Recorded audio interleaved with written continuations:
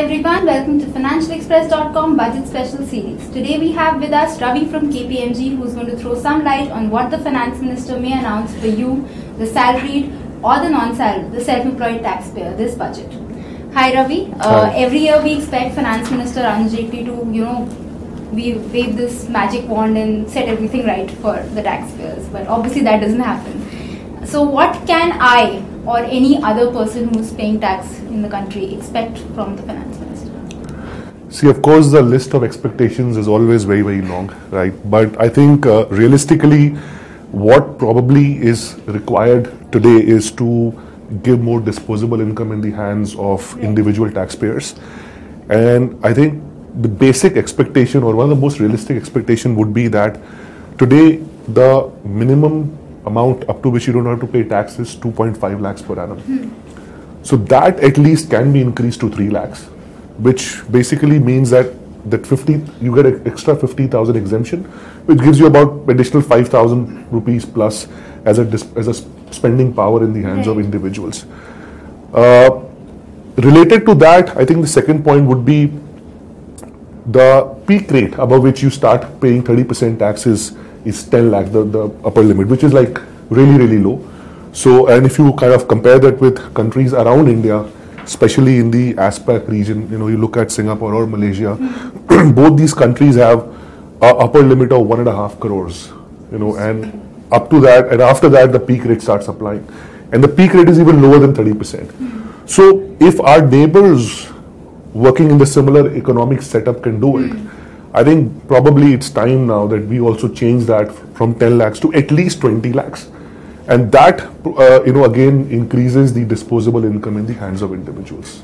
Okay, great. But in the backdrop of demonetization, I mean, all of us have felt some pain because standing in those lines, not having enough cash in hand.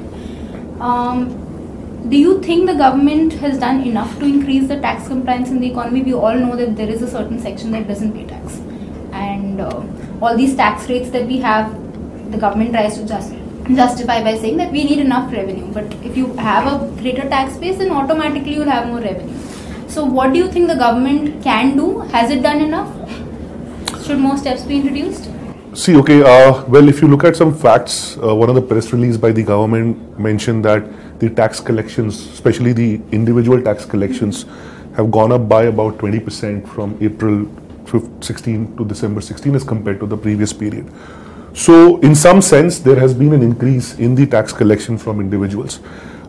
See, demonetization now, whether it has or whether it will result in increased tax collection for the government, probably we are yet to see that, because the government is still in the process of gathering all data, and that only will come to know in a matter of time. But the need or the actual requirement is not to keep on increasing the tax rate, but maybe simplifying the tax system so that we have more and more population coming up and paying taxes and expanding the tax base. Because once you, as you rightly said, once you expand the tax base, then automatically the immediate impact will be a reduction of the rate, and that will also help in collecting or increase collection of revenue. So definitely demonetization has resulted in an impact on the spending, and to counter that, the government needs to provide some tax incentives to individuals so that they get additional income in the hands, which can propel the economy from an investment perspective. I think that's really required. And in addition to that, maybe some incentives to individuals around, like you have things like medical reimbursements, which is the limit is 15,000, which probably has been existing for almost 10 years or more, right? And times have changed, so that maybe need to go up to, let's say, 50,000. So that also helps us save some taxes. So there are other incentives which are available for individuals, which probably requires now the limit needs to be enhanced now for most of those incentives. Okay, but how about the increasing the tax compliance, because the government is tracking most of our transactions. But what is the way forward for that? Okay, so tax compliance, see, we follow a voluntary tax compliance system, right? It's as we call it, it's a self-assessment. We go and individually file our returns, and it's audited by the government, and then if there is an extra demand, then we have to go and pay it.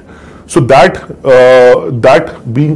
continuing, I think the only way the tax compliance can be increased is by individuals coming and filing up the returns themselves, and for that the government needs to make the filing process simpler.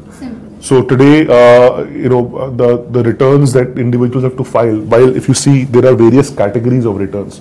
So for example, if you're only a salaried individual, then you have a different kind of form, which is much more simpler as compared to if you are also earning income, let's say from capital gains or other sources, then you have a different set of forms. Right. So maybe, I think that needs further simplification, because last year, on the contrary, there were extra disclosures that were asked to be made in terms of whether if you have any jewelry or property that needed to be disclosed in the return. So there were a lot of confusion around it as to what you need to disclose, what you don't need to disclose, and that make people little,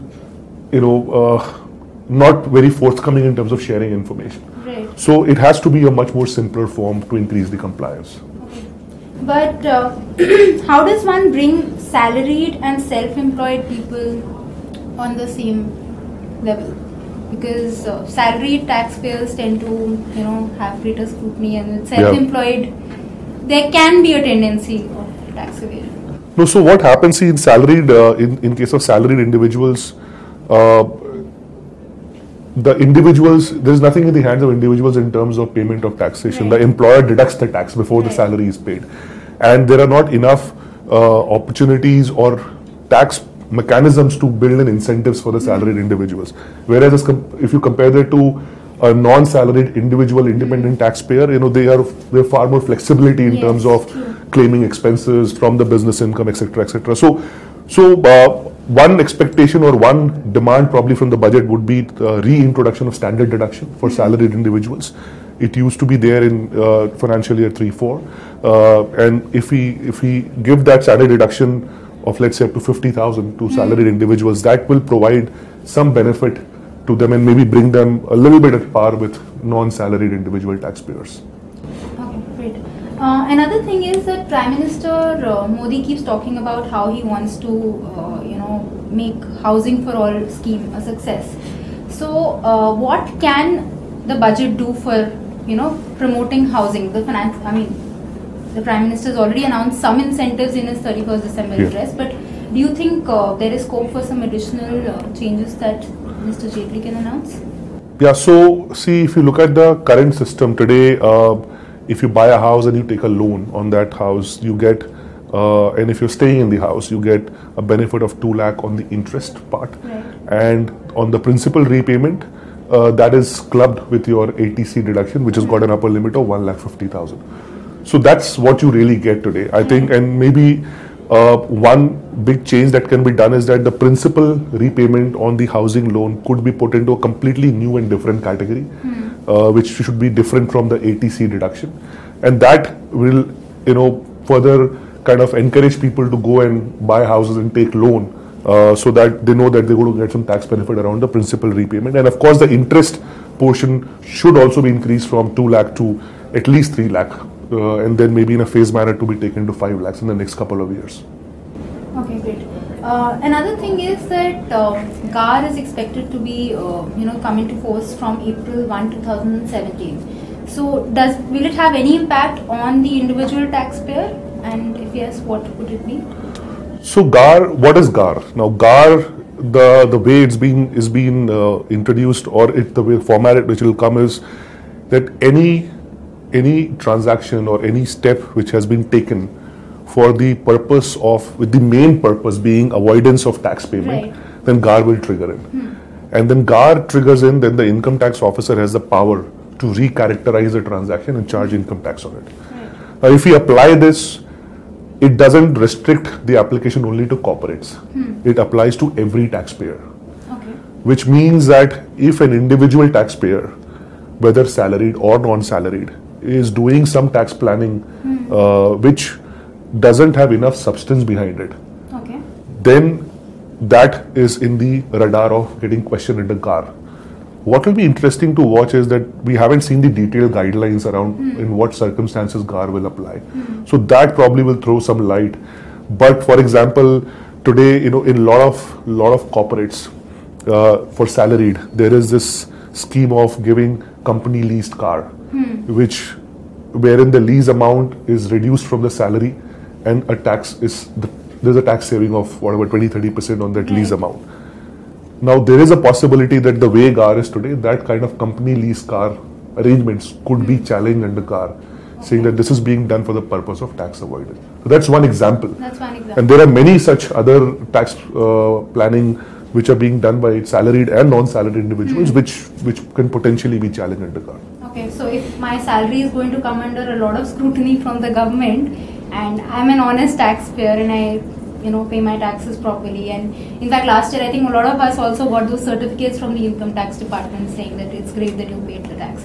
So is there any incentive? I mean, shouldn't the government look at giving me an incentive for honestly paying my tax? So this is something which I'm a very strong advocate of, and I believe that all the taxpayers to the government are like the government's customers, because we are a source of revenue for the government. And I think there is a strong and what tends to happen is that people who are taxpayers usually get increasingly more questioned and penalized, right, as compared to the ones who are not paying any taxes at all. So that really discourages people to come up and upfront pay taxes. A lot has changed. If you go down to the ground level and you look at the approach and the behavior of tax officers, significant improvement has happened in the last 3-4 years. And as you rightly said, certificates are being given to taxpayers. But I think there is a further degree of appreciation probably, or appreciation mechanism that needs to be built in. They could probably create categories of taxpayers and say, depending upon how much taxes you're paying, and accordingly, like you have in a credit card, you have reward schemes, you have separate relationship managers. Right. So those kind of non-financial incentives makes you feel a little relevant and important. Exactly. And that is something, and that will be really making the tax system far more sophisticated and more privatized as compared to being more government. Okay, great. Yeah. Let's hope the finance minister will announce something for the common taxpayer, and in fact more than what he normally does, because all of us have felt the pain of demonetization. We need some benefits in our pocket, and it also serves his purpose of propelling the economy. But let's hope, Ravi, that he has a lot of goodies in store for all of us. And for all of you out there, please keep track on financialexpress.com for any budget related news.